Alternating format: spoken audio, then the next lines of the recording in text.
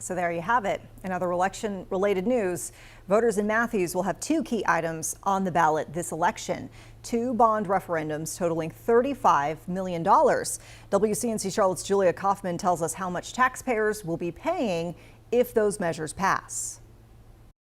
The bonds voters will be deciding on aim to fund improvements to Matthews parks and roads. Some voters tell me they're happy to help the town, while others think it's too big of a burden on taxpayers.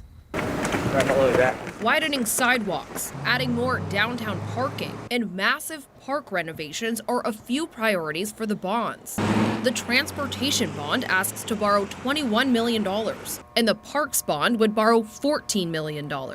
Mayor Pro Tem Ken McCool says the town's yearly budget can't cover the costs of these projects. That's why they're asking for help. We want to make sure that we do it in a more responsible way where it's minimal tax increase on folks when it's doing stuff that is necessary to keep the town moving forward. Bond referendums are a common practice. The city of Charlotte has several on its ballot this election, but Charlotte's requests do not increase taxes for residents. Instead, the city is asking for taxpayers' permission to spend a large sum of existing money on projects. Matthews' bond would increase residents' property taxes if approved. If you own a $480,000 house, about $15 a month if we issued all $35 million worth of bonds at one time. If you have a property valued at $360,000, you'd pay $11 more a month, totaling an extra $133 to your property taxes a year. That's too much money for voters like Richard Gibbs. I just think $35 million is a lot for the taxpayers to come up with. Voter Jim Finch thinks it's a small price to pay to help Matthews flourish. In this day and age,